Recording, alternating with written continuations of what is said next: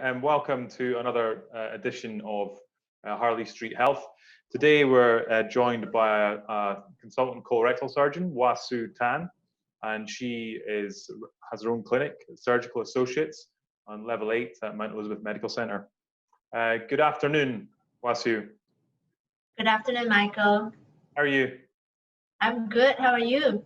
Yeah, very good, very good. Do you want to say anything a little bit more about what you do? Give us a brief introduction. Yeah, sure. Firstly, thank you for having me. I am a colorectal surgeon as well as a general surgeon. So just very briefly, I was senior consultant at the Department of Colorectal Surgery in Singapore General Hospital just before I left and came for private practice. And I specialize in anything colorectal, hemorrhoids, fistulas, colorectal cancer, inflammatory bowel disease. And yeah, so that's what I do. Oh, great. So the topic we're going to talk about today is actually super common. I get asked about this all the time by patients. So basically it's blood in the stools.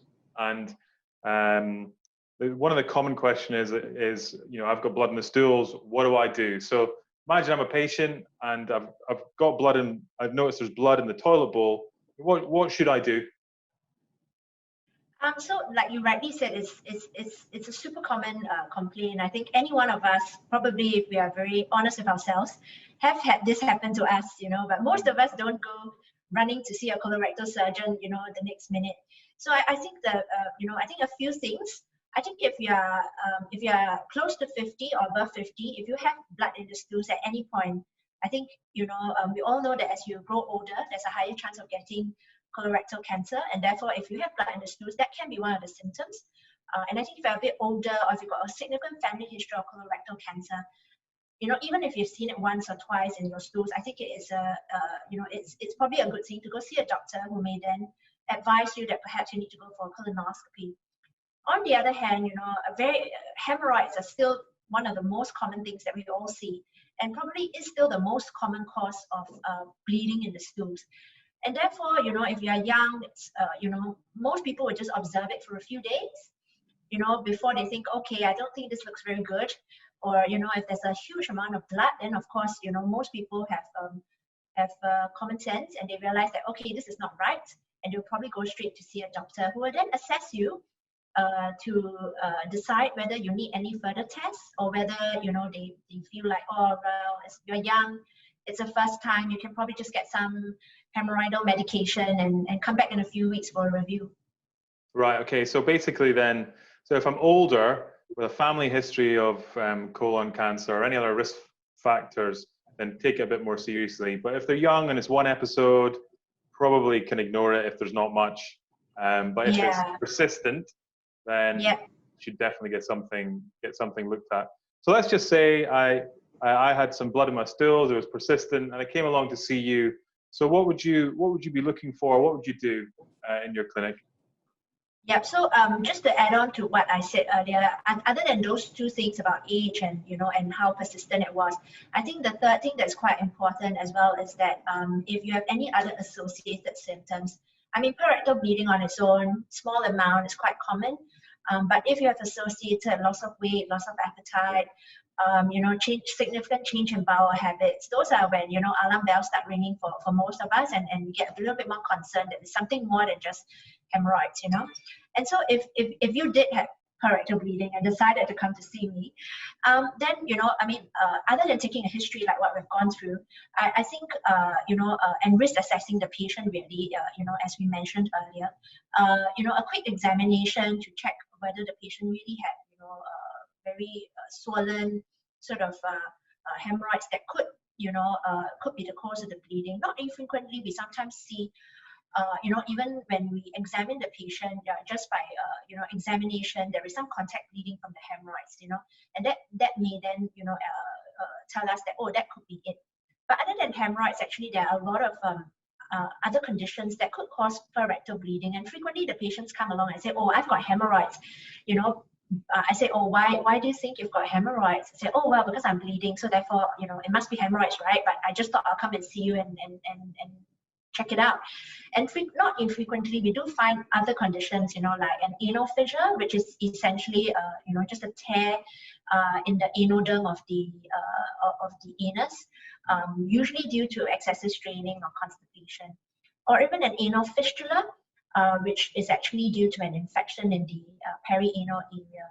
But of course, we have also seen other patients with other conditions. I mean, colorectal cancer being the most common cancer in Singapore is always something we talk about. But let's not forget inflammatory bowel disease. I mean, where you come from, Michael, inflammatory bowel disease is something that is always at the back of your mind. Yeah. But what we have found in Singapore is that as we have become more industrialized, actually our incidence of inflammatory bowel disease has actually been slowly creeping up in Asia, actually, and it is really something still we look out for. Of course, there are also other conditions, especially in slightly older patients, like diverticular disease, for example. But of course, a lot of these things we may not be able to come to the diagnosis upfront while seeing the patient in the clinic. Mm-hmm. But based on the risk assessment, age, associated symptoms, persistence of the symptoms, that's when we will probably advise the patient whether or not they will need further investigations. And usually that comes in the form of a colonoscopy to examine the inner lining of the bowel and allows us to identify what the cause of the bleeding is. Okay, so basically you're going to be seeing the patient in the clinic, taking the history, looking for any other factors, doing an examination, then at that point deciding, if you need to have an endoscopy or not. Yeah. Now, so the most common thing is hemorrhoids, and as a cause of the bleeding. Can you explain what a hemorrhoid is? So that's a good question. So hemorrhoids are actually when we are all born with them, with these structures called anal cushions, and they're actually in the middle part of our anal canal. But when they get swollen and they get engorged, they're actually like veins, So when they get engorged and they get swollen and they start bleeding, that's when we call them hemorrhoids. And generally, when they get quite large with gravity, they can sort of prolapse as well.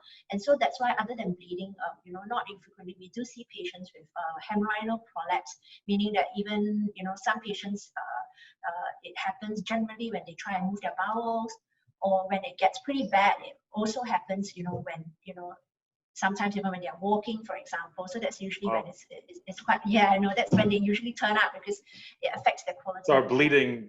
This can just start bleeding randomly when it's not even when they're doing this. Yeah, exactly. When it's pretty bad, it can actually, especially when it's on the outside, it can actually just start bleeding randomly. And some patients even have to put like, almost like sanitary pad or something, because if not, it's always bleeding. Wow. And what are hemorrhoids always painful, or can you just get painless bleeding with a hemorrhoid? That's a good question, because actually frequently patients feel that hemorrhoids must be painful.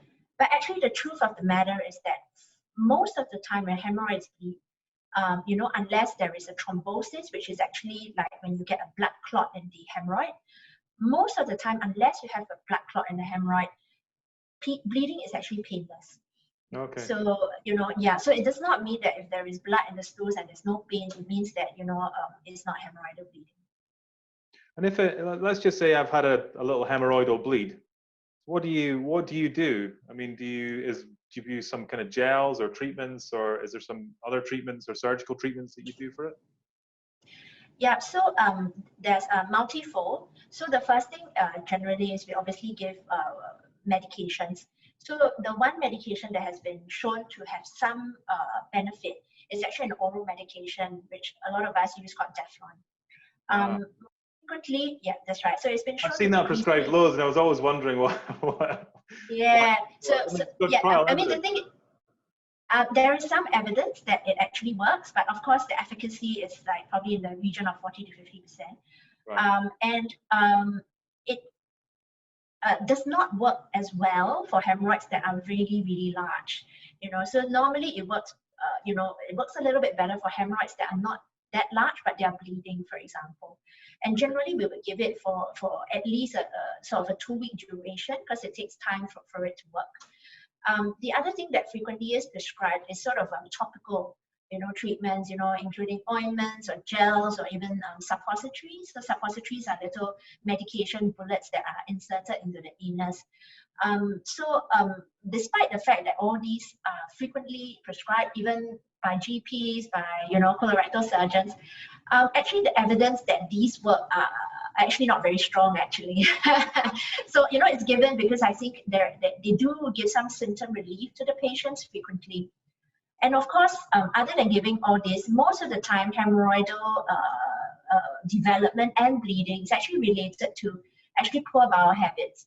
So, it frequently I think amuses my nurses actually, but I spend quite a significant amount of my consult time explaining to the patients that it's important for them not to have constipation, not to strain excessively, to make sure they have good bowel habits, which usually means that they have to take care of their diet, drinking enough fluids, getting enough exercise, for example, and frequently also not spending prolonged periods of time on the WC, because I'm sure all of us are guilty of this. We like to read a book, play with our phones on the WC, but this in theory, especially if you're already having problems with your hemorrhoids, may encourage subconscious straining, and that may in theory worsen things. So if all these things don't work, my advice, medical treatment doesn't work, then that means that we probably have to do something more for the patient, and this could include, like you rightly mentioned, surgery, or if the hemorrhoids are not terribly huge that requires surgery but has failed medical therapy, we can do something called rubber band ligation of the hemorrhoids, which can be done in the clinic if the patient can tolerate it. If not, then we do it under sedation in the endoscopy center. To be honest with you, it sounds painful. Rubber band ligation. It does sound a little uncomfortable, but literally what we do is we use a small band that to sort of tie off a portion of the hemorrhoid, and that portion sort of the blood supply gets cut off, and then it drops off after a few days. Yeah, I know it sounds painful. Most people want sedation, but some people who are pretty stoic, can actually have it done in the clinic. I mean, I did one just the other day. So. All right. Okay. Yeah. And so hemorrhoids, I mean, how common are they? Does everyone get them eventually? Are they? The thing is that we are all born with these structures called anal cushions, and so in theory, if you want to be really strict about it, in theory we've all got them in it, isn't it? But for them to be swollen and for them to be cause symptoms, actually, not everyone has them, and a lot of the time patients think that, oh, I've got hemorrhoids. Oh wow, do I have to take them out? It scares people when you tell them, oh, actually at this exam you do have some hemorrhoids. But actually, the good thing about hemorrhoids is that unless you're symptomatic, you actually don't really have to do anything about them. You can if they don't become cancerous, and they themselves are not cancer. So it's actually okay to have them. In fact, they actually do contribute a little bit to helping us close our anus, which helps with our continence. Okay, so they're good things then. Almost. And they have a small role, not large, which is why we can still remove them. We can do a hemorrhoidectomy. We can remove them surgically, and you can still preserve your continence. But they do have a very, very small role in that. And there are a few kind of things about hemorrhoids. People say that you can get them from sitting. Well, people used to always say that to me it was sitting on cold steps. You don't get many cold steps in Singapore, but I think sitting for long periods of time can cause hemorrhoids. Is that correct? Yeah, so I find it quite funny that you just said that the British believe, well, at least the British will say that you're sitting on a cold step. So in Asia, they tend to say that if you sit on a hot seat, it's quite funny, isn't it? Yeah, so that probably tells us that there probably is very little truth in that, isn't it? Yeah. So I mean, it is quite I would say an entrenched belief, obviously it crosses cultures. If you sit for long periods of time, or whether on something hot or cold, then you're more likely to get hemorrhoids. So it's not that there's no real scientific evidence behind that. Frequently in Asia, because we we do take quite a bit more spicy food. You know, I mean, having been in Asia for a few years, you probably would have experienced that. And patients frequently also have this belief that spicy food worsens hemorrhoids. You know, and there was an interesting study done some years ago by an Italian group. Where of course they didn't use like, you know, the chili padi we have locally, but you know, they used like red hot chili peppers, and they actually did a randomized controlled trial, which is, you know, when you split patients into two groups and you give one group chili and you didn't give the other group chili, and they found that there was no difference in the hemorrhoids, on the incidence of hemorrhoids. Yeah. Okay, so well, I think we're running out of time now. So just as to kind of wrap things up, could you give us just to give us some brief kind of overall view on, so what should someone do, a quick summary on what should someone do if they've got blood in the stools? Okay, so I think if you have like one drop in your stools and it's just today and it never comes back, I think most of us don't really have to worry about that. I mean, to be very frank, but I think if you're older, if it's persistent, if it's not just fresh blood but just sort of like altered blood, or if you have associated symptoms like loss of weight, loss of appetite, you have change in bowel habits, you have a significant family history of colorectal cancer, or even like inflammatory bowel disease, for example, you know, then this may be a good reason for you to go and seek medical help. And once you see a doctor, then whether it's a GP or a specialist, they will be able to sort of risk assess you and sort of give you the right advice, hopefully, on whether what treatments you need and whether you need further tests, which usually is a colonoscopy. Okay, that's good. That's great advice. Thank you very much, Wah Siew. And thank you very much for joining us today. I think that was really, really useful. I found it very useful. All right. Thank you for having me again, Michael. Yeah, no worries. Okay. Thanks, then. All right. Take care. Bye-bye. Bye-bye.